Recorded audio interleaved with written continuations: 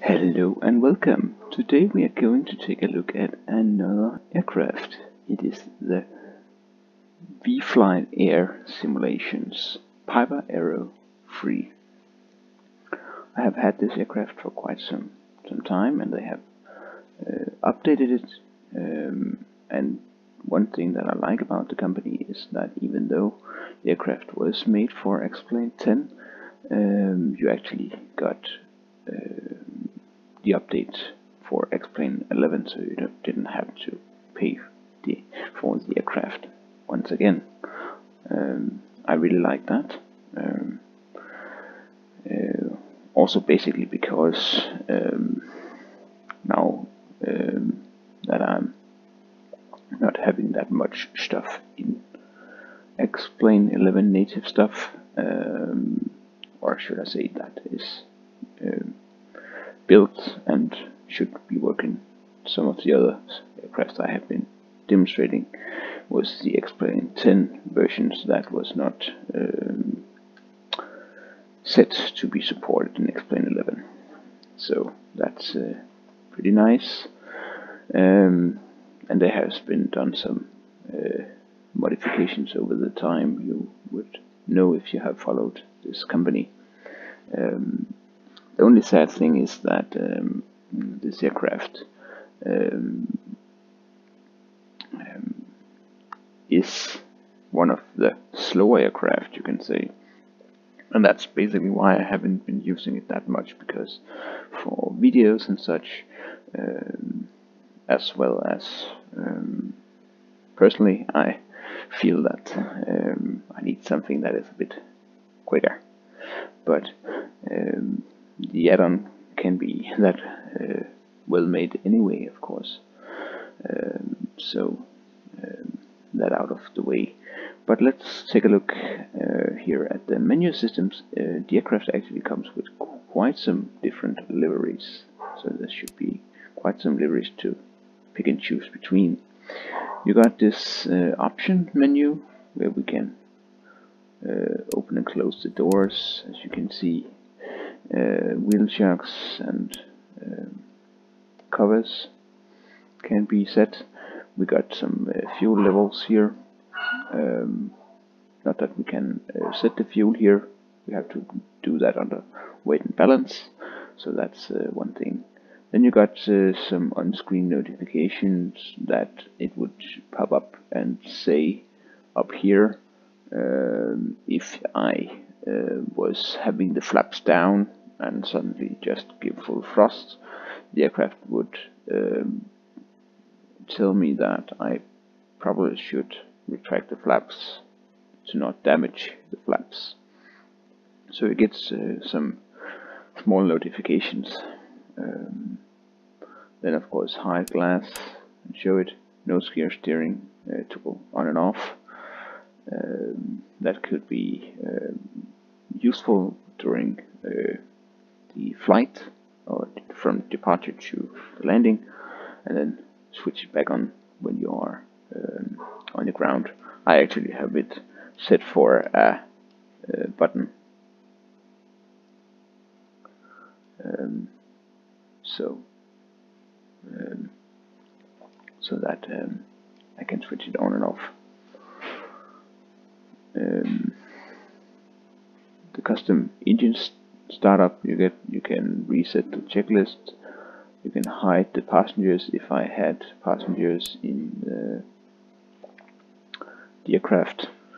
Reset cold and dark and healthy.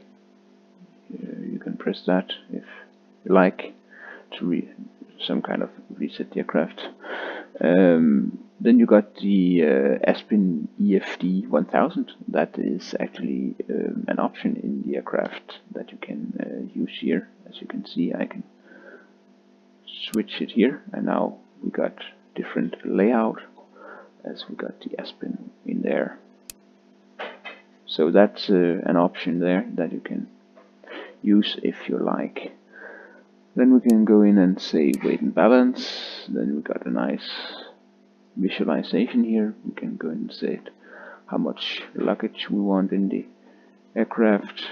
Passengers, I can add the passengers. And you actually see here, if you look outside, you could actually see when I load it that it actually affects the aircraft, moves up and down like it would in reality, of course. And we can see that I have been flying the aircraft and burned a bit of fuel, so we are a bit unbalanced. I could do this and this, then you actually see that the aircraft is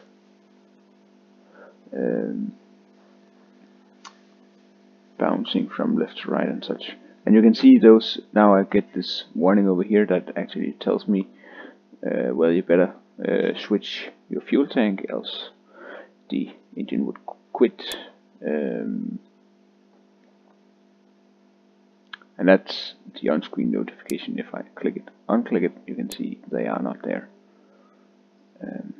So yeah, but let's get the aircraft nice and balanced here. Now, oops, apologize. I can set to have some full load. Now you can see we have overweight on the aircraft.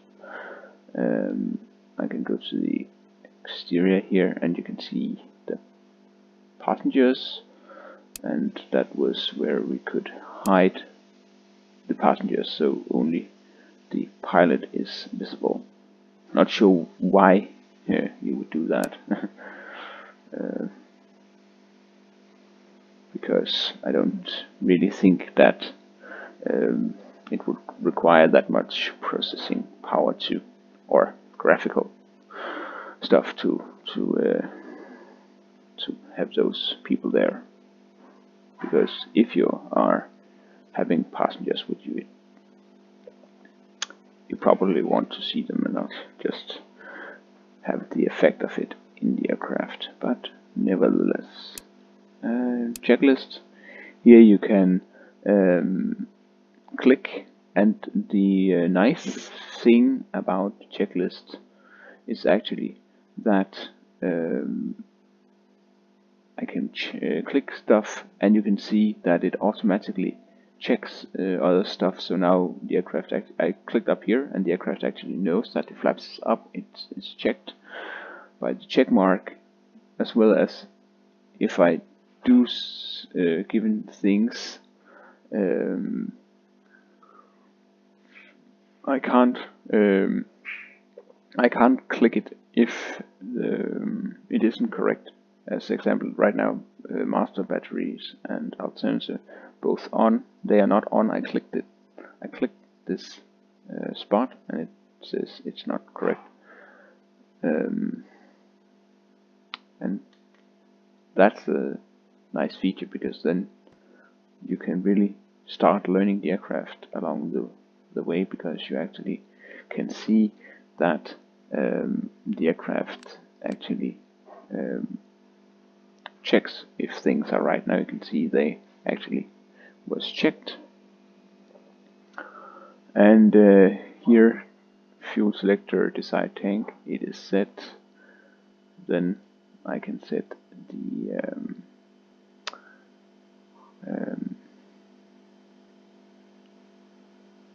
it says anti-collision lights. That's the rotation beacon, and there you can see. And now there is this funny dashed line, you can say, looks like two dashes. And I probably guess it's because it's not, you can see it's saying night, and it isn't night, so I shouldn't do that. Right now, because that's not required.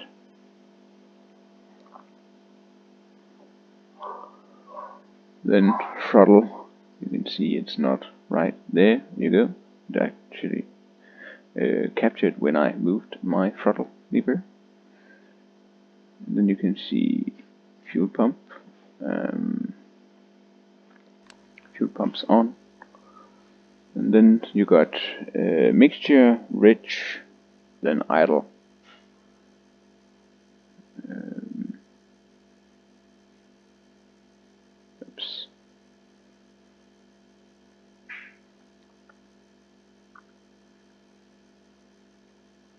prop is clear. Starter engaged. And then you can see here, I got this warning over here. See, adjusting mixture, and that's actually something that you have to do. But basically, see, I actually do this on purpose because then you could actually see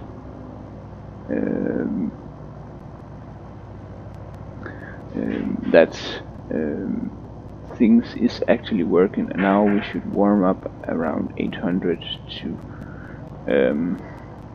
1000 RPM, so we are going to slowly get our throttle back here a bit so we can warm up the engine. Oil pressure is checked, avionics can now be set on, and the avionics is here. Now you can see the warning goes away, and now it's just letting us know that we still have the wheel chocks in place, and we would require to move those. In fact, it's a bit funny because now it says remove wheel chocks, but in fact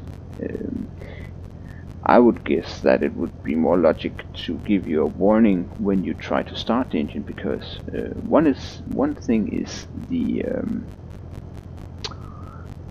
wheel chocks, another thing is the cover for the engine. Let's see if it's actually, you can see it's there. I don't think it would be that great to start the engine and have that covered there. I'm not even sure that you could start the engine as such, other than this would be blown into the engine. But anyway, that could actually be nice if there was an extra option for removing that only, and then it was part of the checklist, because the wheel chocks, well, they could be used until you are more or less ready if you had some ground crew there. But anyway, I actually don't think you would do that in any circumstances. So yeah,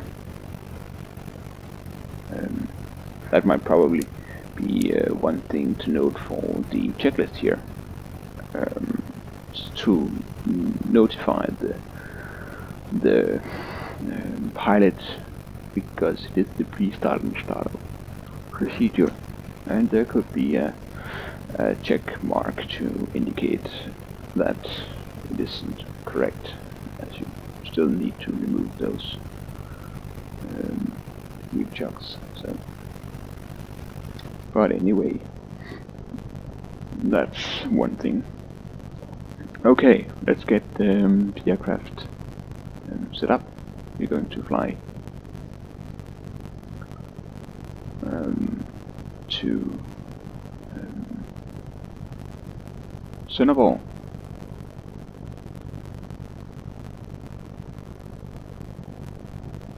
So we are pretty much going to do a quite long flight right now. I apologize, and that's basically because the aircraft is slow, and yeah, there really isn't much that we can do about that. That is how the aircraft is in reality. So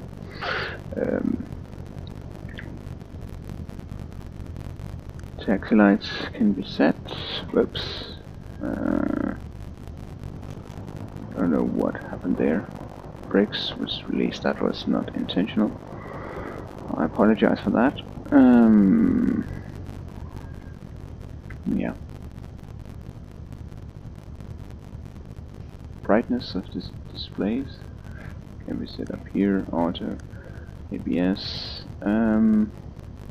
Yeah. we are pretty much ready for our flight here, so we can slowly taxi out here to our runway and get ourselves ready for our takeoff here.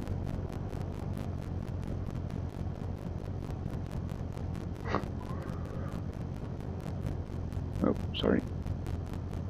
I really apologize for my steering, as I have been mentioning quite some times.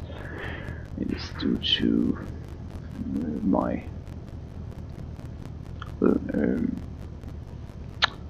controls here. I actually adjusted it yesterday for other aircraft, and that's some of the negative sides, as well as it isn't that easy to use a joystick. You really need those rudder pedals like I had in the past. Also because right now you should in flight twist and turn at the same time most of the time, and that's basically not that easy. Yeah.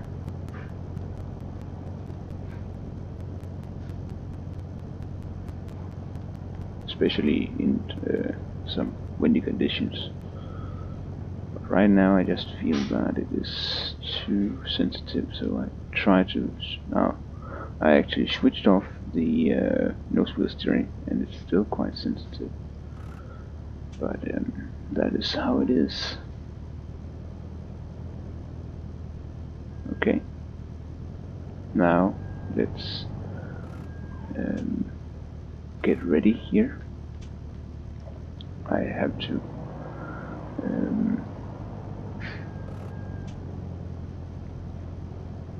do the same procedure as we did in reality when I actually had my flying lesson from this airport in not this aircraft, but one similar model. So let's get that handy checklist up again. Brakes off, we have done that. You can see parking. Strobe lights off for taxi, yeah, okay. That's one of the irritating things. Brakes checked, fuel pump should be off. Then you can see it's all set. Throttle, let's set it here. Throttle to 2000 RPM. Going to throttle up to 2000 RPM. There we go. And magnetos check. Left, checked. Right, checked. Checked. Annunciator panel test.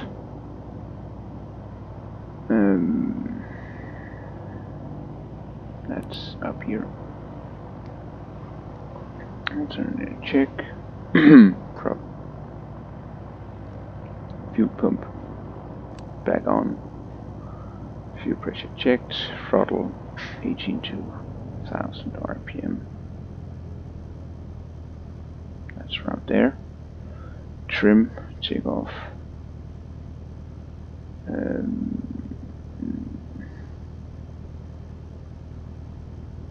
There we go. Set for takeoff. Takeoff and climb. So you can see it's very, very useful in order to get the aircraft started and learn the aircraft to operate it to a more realistic aspect. Okay, now we're just gonna line up here and then we are taking off here. Okay, here we go. That was overreaction here.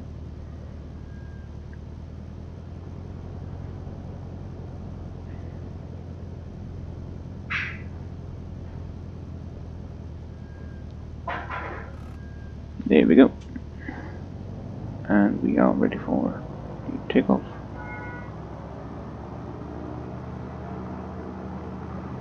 And strobe lights. There we go.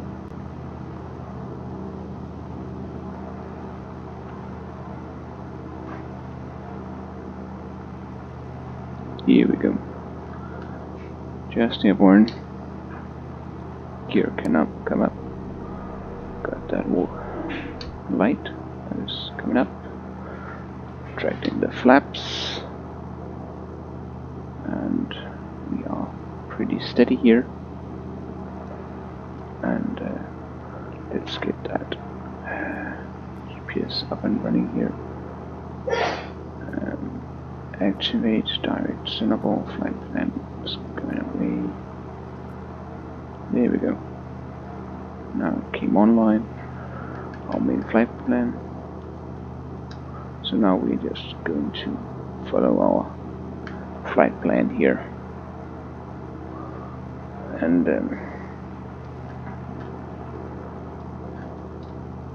oops.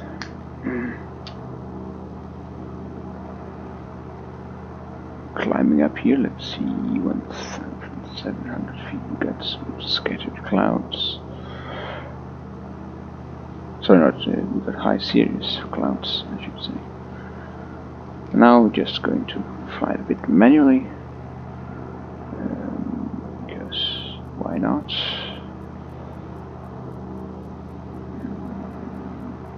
And here you see the main problem by having to use the mouse scroll wheel here.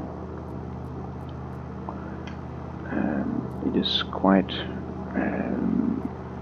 taking some time, and that was why I actually did my own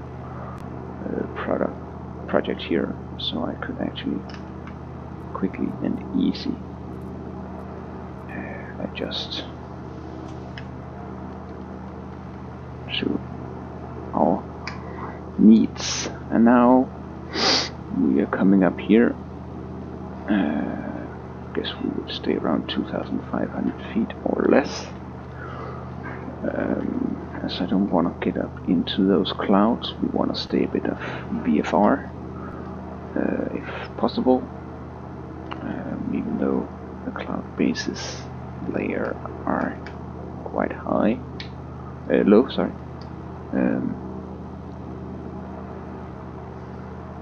But now I really would like the yoke and the rudder pedals instead of this basic joystick.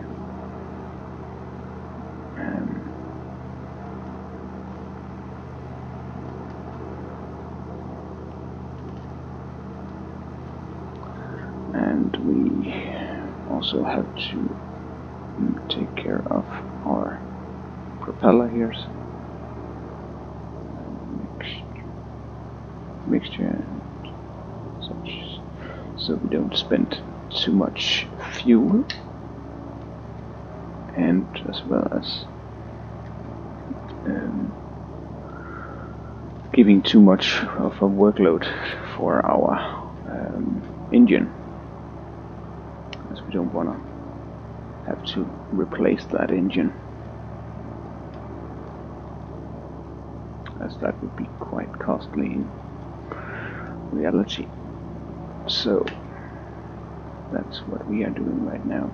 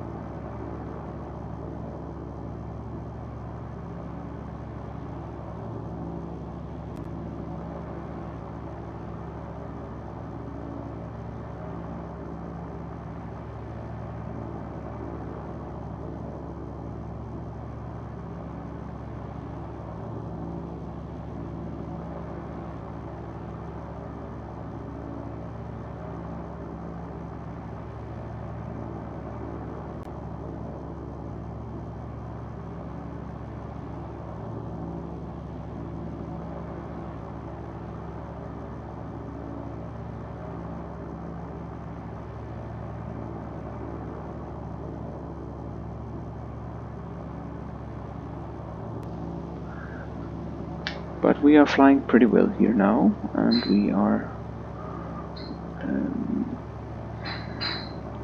trying to do our best to actually keep the aircraft in level flight and around the 2,500 feet. That was our plan.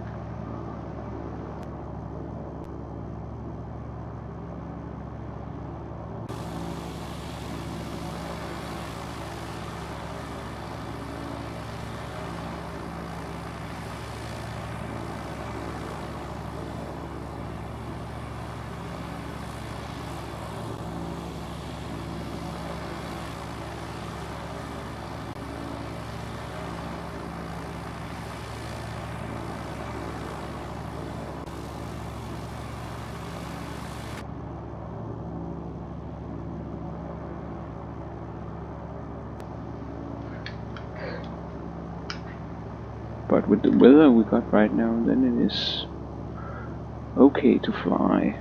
You can trim it okay for our flight, so it is quite nice to fly it this way.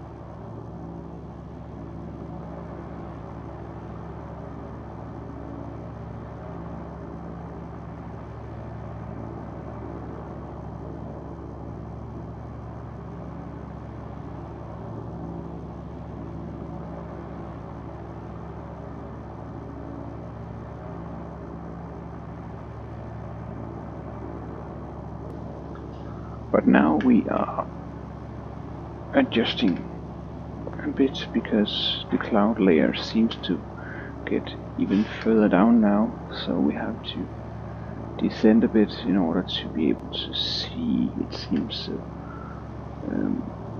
Guess that's our solution at the moment.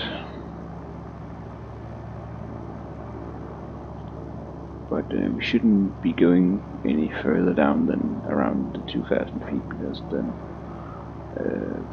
we get too low. Around 2,000 feet is acceptable. Else we would have to go IFR and then stay that way. But I really see the cloud layers are closing in on us right now, so I guess I would switch over to the autopilot.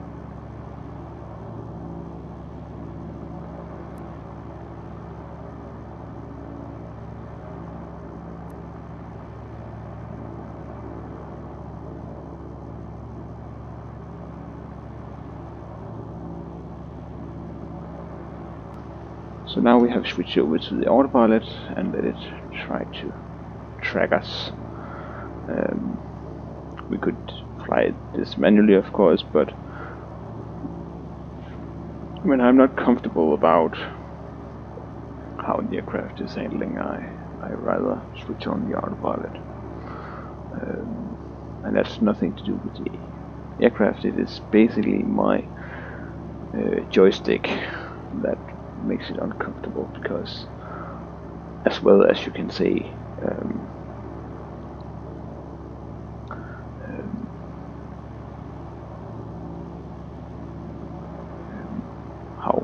it is, because one thing is to have the visual aspect where you can see around how the horizon, and that is, of course, you got your instruments as well, but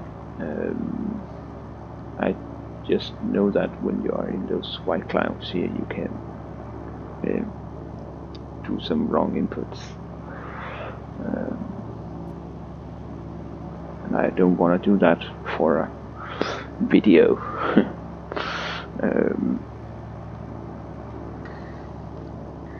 Because of the lack of my control inputs by this device, I should say. So that would be better in a real life environment to do such a thing.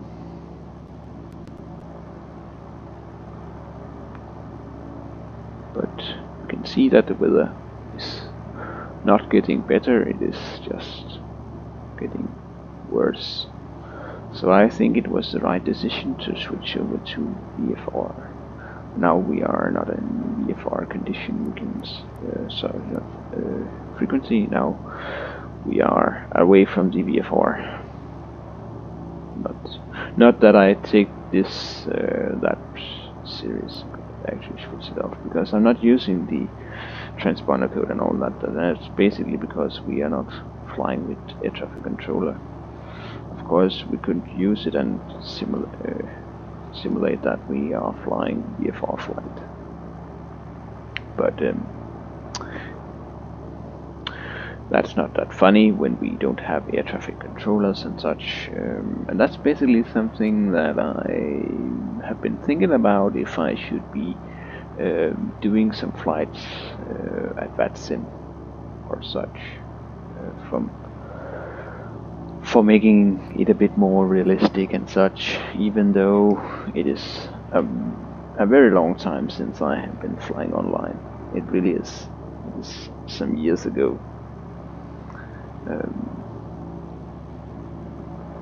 Basically because for VATSIM, you can say,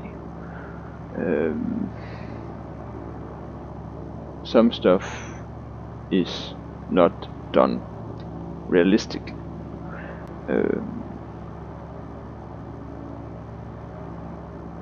Because sometimes if they have some training and such, you're just going to be played around with.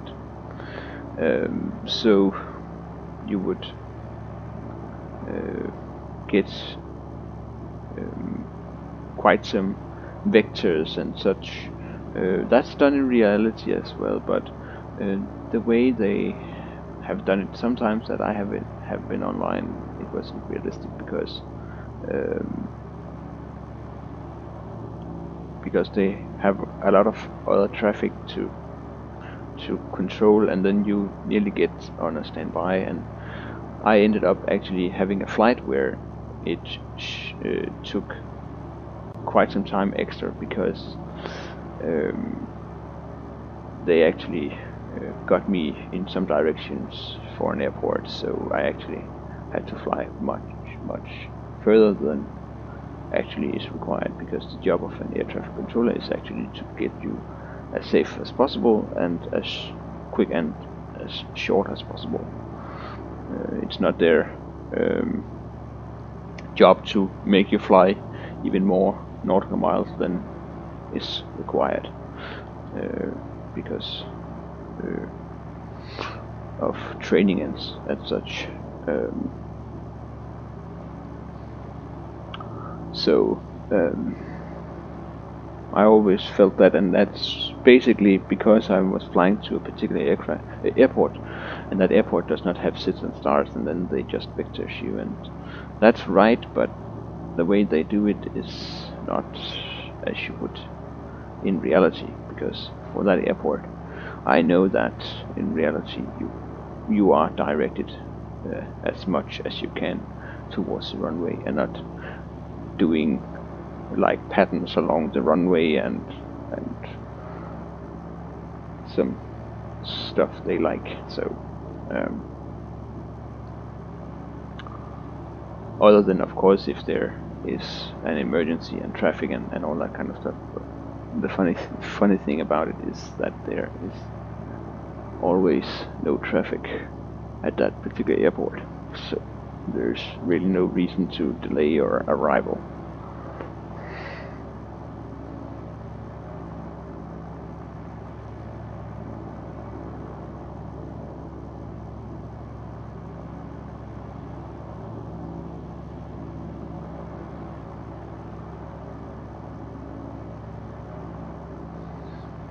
Okay, now we are 4 nautical miles, so we are just ahead of the airport.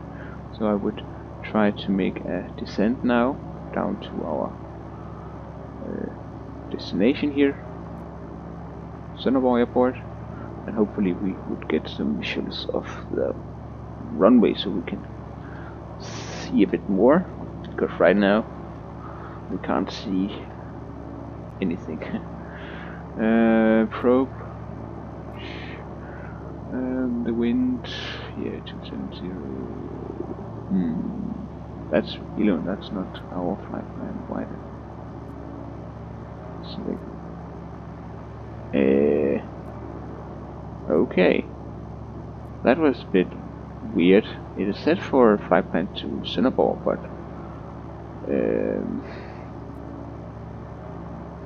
okay.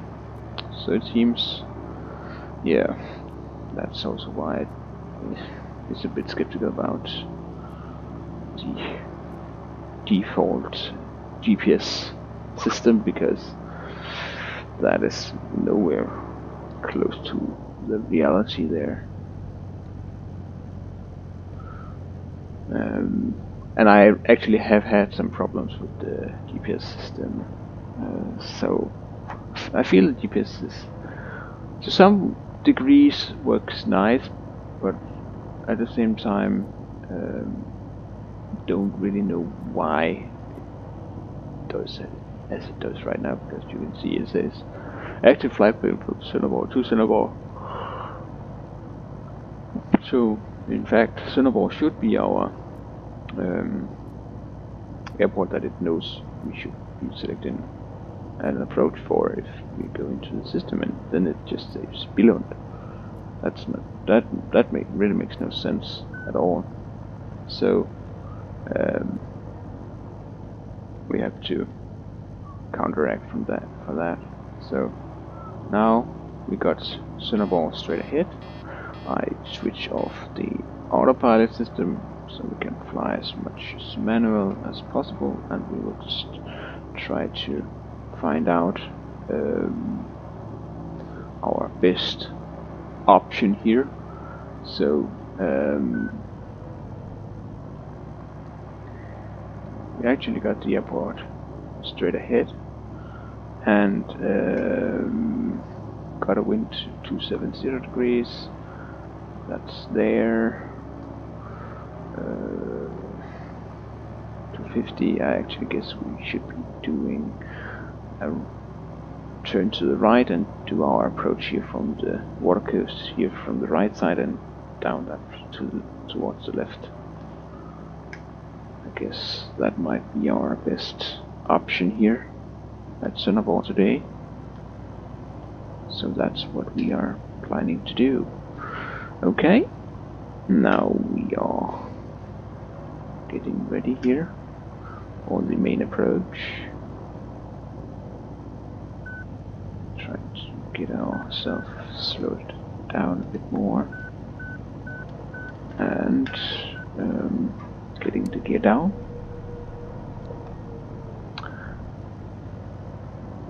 And yes, I have skipped the checklist, basically because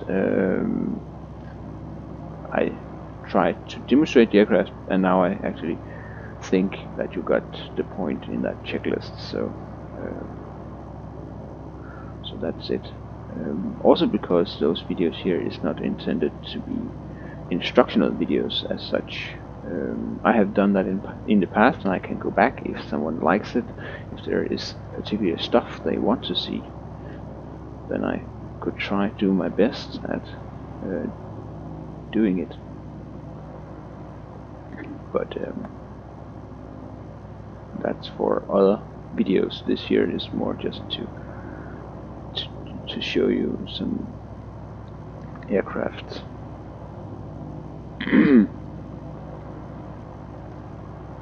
Okay, and now we are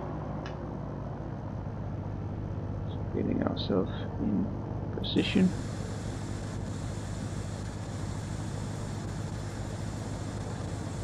Okay.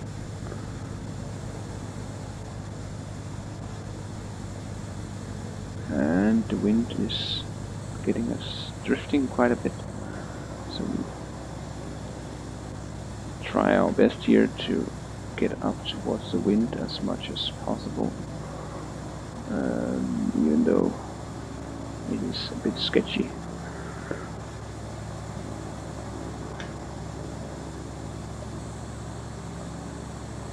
And this was one of the particular dangerous turns. In fact, I should have been doing a turn in the opposite direction like I'm doing now, because of the turns. If you have been into the air traffic controllers and such, you would have learned about the drifting of the aircraft, that it would, of course, doing a much shorter turn when you are doing stuff like that. That was very not a good landing. It was a very, very bad landing, I have to admit. I apologize.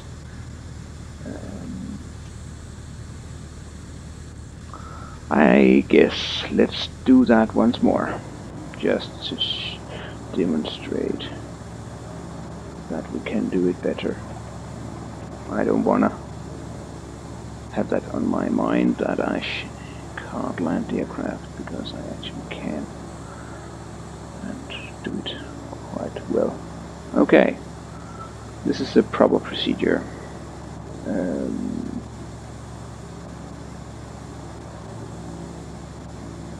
As we are getting blown away, if we are tracking the other way around, we would get too close to the airport, and then before we turn back again, we would be blown out of our correct heading again. That's something to be careful about, because then you're not going to get down to the runway safely again. So here we go. We are more or less trying to fly parallel. I apologize for those. Now I can see if I can get that spring. There we go. Now I got that spring up, so now I can do more. You can see more smooth turns and correction here, but in reality I can't keep sitting with that spring up there. But you can see I can actually do much more smooth turns, because it is this kind of dead zone you get with this spring that is actually destroying the experience here. And I have to admit, I really, really miss my old, my very first yoke I got from the was it VflyAir Systems, or what it was called. As far as I know, that company does not exist anymore, sadly, because I actually tried to get that when I originally got my GoFlight yoke. That wasn't that very, very good. I actually, how do you pronounce that, or say that? Well, what I'm trying to do is to say that I actually always been sad that I actually got the GoFlight yoke. I actually always say that it was a waste of money, because it was no way close to the Saab yoke, or Saab yoke, or how you pronounce it, that I got.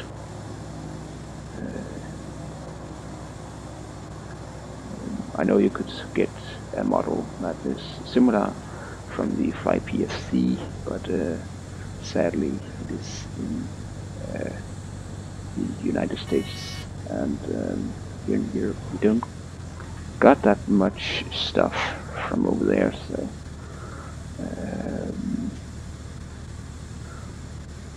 or at least I have tried to find some of the stuff, but I don't got dealers or such close to me because there are some difficulties when you try to get from some of the other places. So and as well as I don't got that much money because it was a bit cheaper when you first get an dealer that is in Europe than if you actually have to buy it from outside Europe. So that's it. So I really miss that device, I really do, because it was such a joy to fly with. As well as my rudder pedals here, I really miss those as well.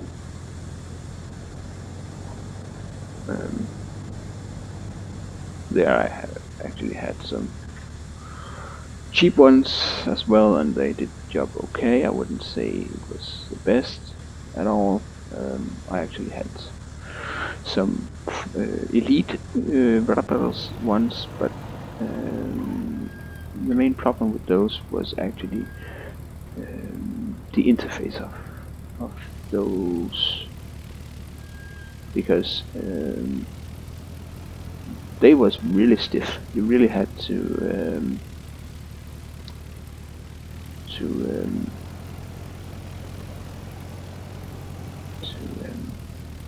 push them, and that's very difficult when you're normally in a desktop environment, because it has to be pushed up against something, and you were sitting in the chair, and now if it's a chair that can rotate, that's not great, because then you're sitting rotating while you're trying to push those pedals. So that's basically it. One thing I want to mention here, you saw the nose wheel, and that's not because any errors of the add-on as such, was because as I was saying in the beginning, I had disabled the nose wheel steering, and that actually gives some kind of weird look sometimes in this particular aircraft. So that's it. But now we are back at our, or not back, we are at our destination, I should say. So now we can shut down the aircraft. We would be doing so by giving full thrust here, or nearly, and then we would say switch off the fuel, and then the engine would shut down, switch off the avionics, fuel pumps, and the rest here can come off. And that's one thing I forget when I start to talk a bit too much here. Then it is the lighting, but it is for demonstration purpose only.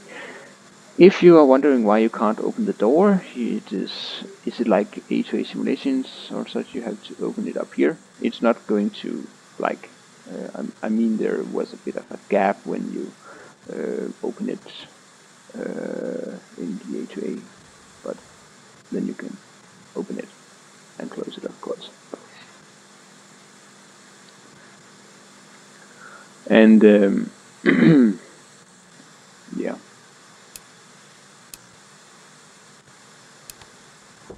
And now you got it in the cold and dark stages, and you can see this is actually how it looks. Normally you got this control lock in that you can switch on and off. So in fact you can see now I can turn the yoke. If I set this, I do the same, and I did this on purpose because then you could actually see, and I can also demonstrate here that I can't move the yoke as I can right there. And the moment I do this, it is locked. Nice little feature, and yeah, there you pretty much got it. It's a nice, slow aircraft. Um,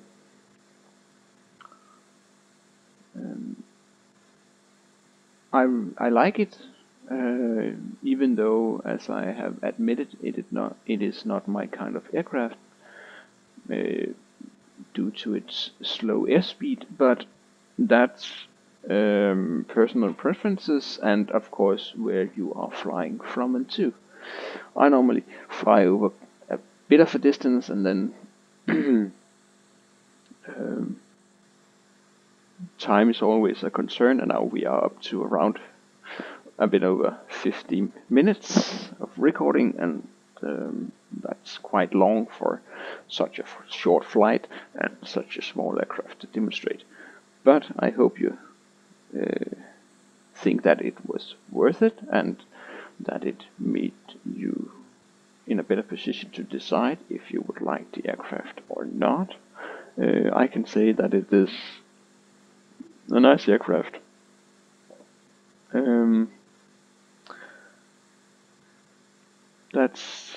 That's really what I can say about it.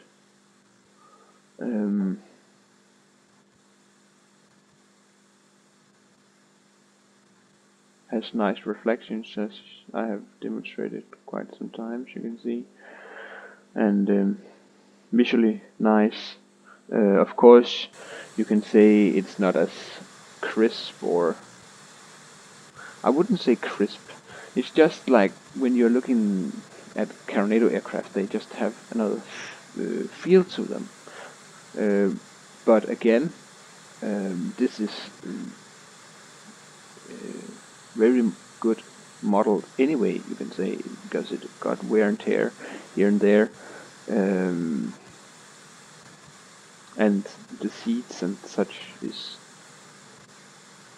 fairly decent, and as good as Carronado's in some aspects, you can say. There are just a small difference, not that it is much. It's a bit difficult for me to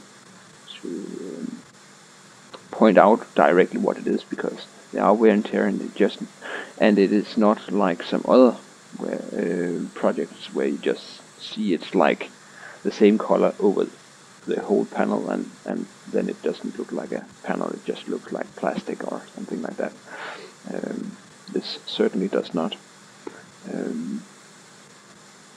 It really is well done, you can say. It really is. Yeah. And by the way, now I have forgotten to illustrate the night lighting. So I thought I would do that now, just so you could see how that looks. The night lighting of the cockpit, and that would of course require some electricity to the systems. There we go.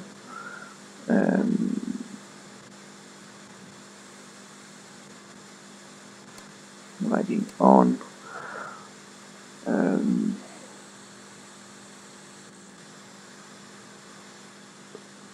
Also got, if I can find it up here, where is it? There it is. There you go. The red lighting. For some reason you can move the vents. Bit of a nice little touch there.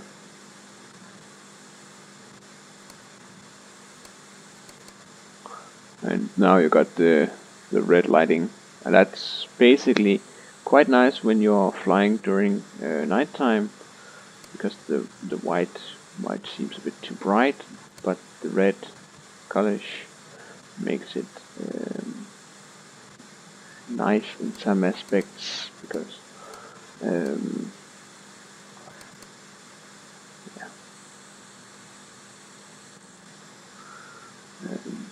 It makes it possible to see the panel a bit better than if you just there we go. Switch it all off. Then at some aspects you can say that some stuff might not be that visible, but again, you can get it to the lighting setting that you like, and I would say it does a fairly decent, okay job for it, because you can see where you are going, and you got the instrumentation, and they are lit up and such. So that's pretty okay. But thank you for watching. Hope to see you again soon. Bye bye. Take care.